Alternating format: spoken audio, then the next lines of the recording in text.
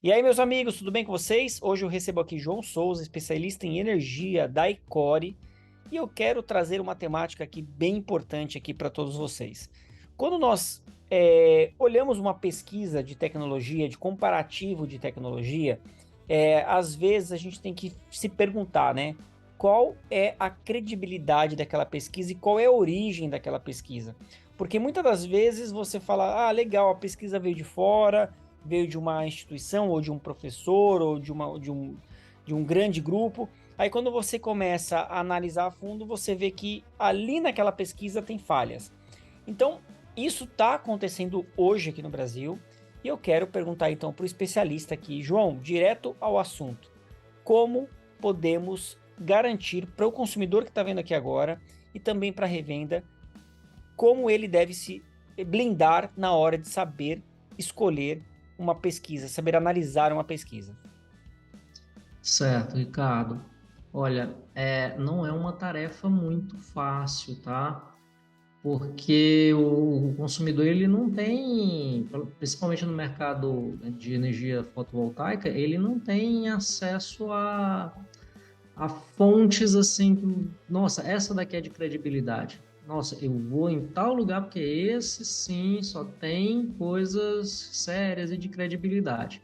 Então, é uma tarefa um pouco difícil, mas tem sim como descobrir se você está lendo um estudo, um artigo, recebendo uma informação, um documento, um relatório que tem credibilidade ou não. Tá? Então, vamos lá. Por ter participado muitos anos na parte acadêmica, né, na academia, trabalhando com pesquisa, a gente acaba ficando acostumado com isso, né? Para mim é simples, mas para um cliente, para um instalador, para uma empresa de instalação, de projeto, pode não ser tão simples. Mas vamos lá. Quando você faz um comparativo, um estudo, uma pesquisa, você tem que seguir uma metodologia. Quando a gente está numa área técnica, né, como é um caso de engenharia elétrica, energias renováveis, então a gente está numa área de ciências exatas, é uma área técnica. Então você tem que seguir uma metodologia científica. Na verdade, a metodologia científica ela serve também para a área de humanas, tá?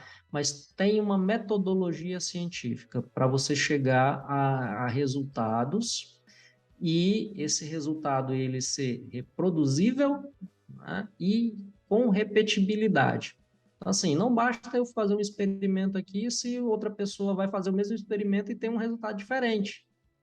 Ou não basta fazer um experimento aqui, né, fazer um estudo, um teste, alguma coisa, e eu tenho um resultado num primeiro teste, aí eu repito de novo, usando a mesma metodologia, e ele dá um resultado diferente. Aí eu faço de novo, seguindo a mesma metodologia, e dá outro resultado.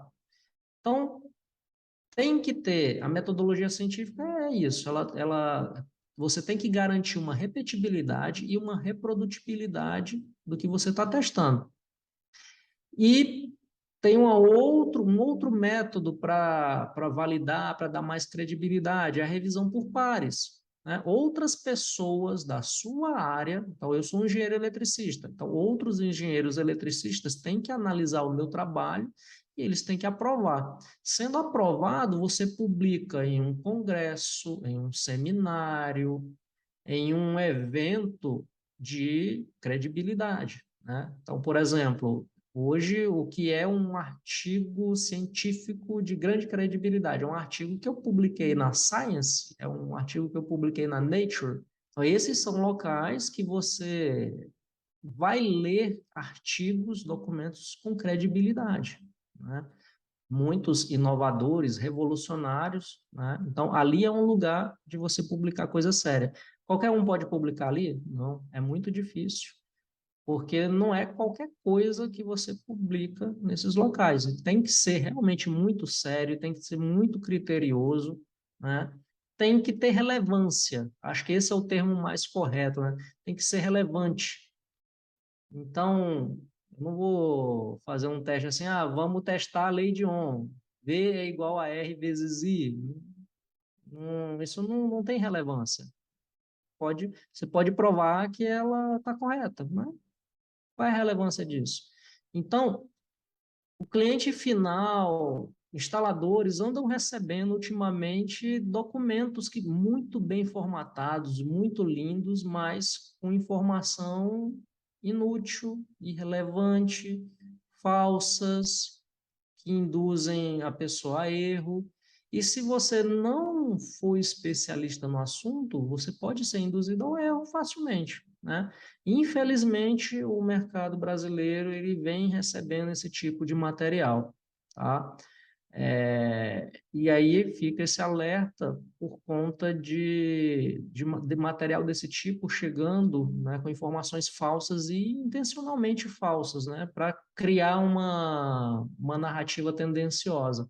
Então, recentemente, a gente publicou um artigo no blog da Ecore falando de estudos desse tipo, né?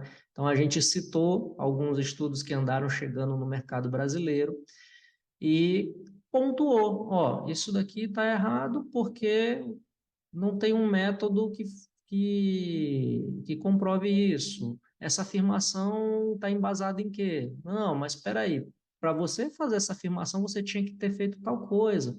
Não, você fez uma afirmação de uma coisa, só que ela não tem nada a ver com a sua premissa. Enfim, coisas sem sentido, tentando induzir os consumidores, instaladores, as empresas do mercado fotovoltaico a acreditar numa coisa que está errada, uma informação falsa.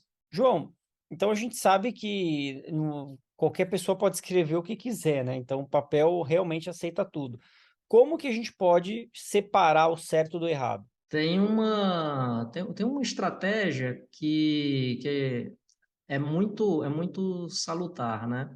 Então, por exemplo, quando vocês forem olhar os artigos lá da Ecore, no blog da Ecore, vocês vão ver com bastante frequência que eu gosto de usar referências de artigos que foram publicados em revistas, jornais de relevância. Quando eu falo revista, jornal, é revista técnico-científico, jornal técnico-científico, tá?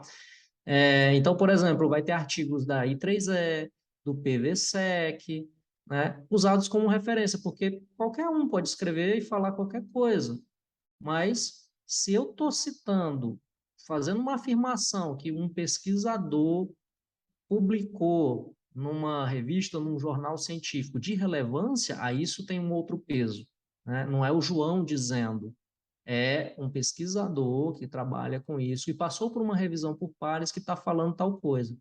Então, você vê referências, né, de artigos técnicos científicos, congressos científicos, né, jornais, isso é um ponto que aí você pode observar se tem relevância ou não.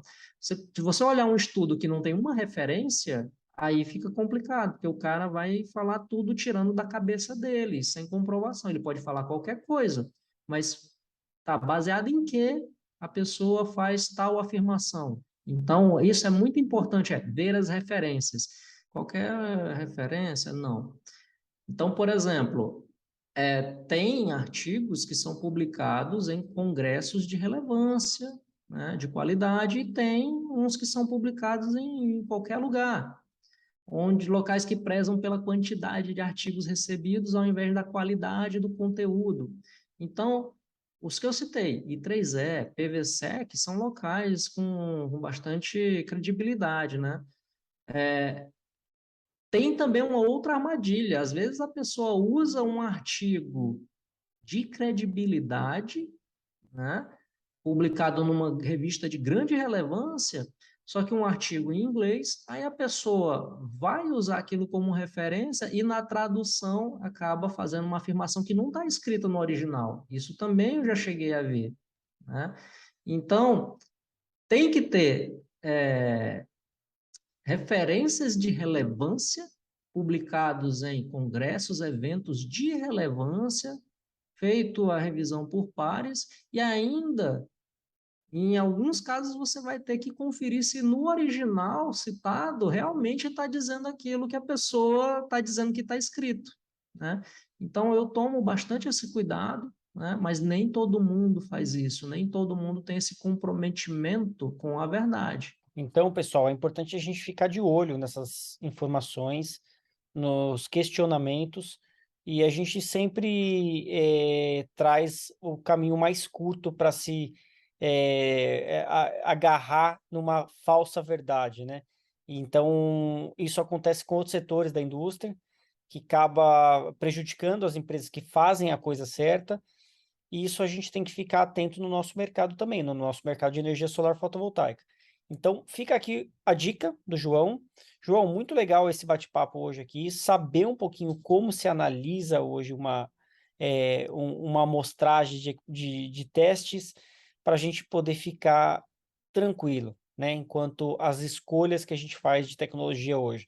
Hoje a gente fala, puxando um gancho hoje, a P-System hoje é a principal hoje fornecedora de tecnologia MLP do Brasil e uma marca reconhecida no Brasil e no mundo, né? No Brasil, uma das principais, com toda certeza, faz com que muita gente olhe de uma forma a querer atacar a marca. Então, isso aí não é novidade para ninguém. Isso é qualquer lugar do mundo acontece esse tipo de coisa. Basta a gente estar aqui fazendo o que a gente está fazendo agora. Olha, existe fake news, existe notícias falsas, é assim que se faz um teste, certo? Como você analisa? Agora o poder está na mão sua, consumidor, correto? Fica aqui o link na descrição desse vídeo para você ver o blog lá da Icore e esse artigo lá no blog da Icore. E, João, eu te agradeço mais uma vez por essa participação e fique ligado aqui na programação da Solar TV, solar.tv.br, que aqui a informação é verdadeira, a informação é para você que quer saber a verdade no mercado. Obrigado, João. Obrigado, Ricardo.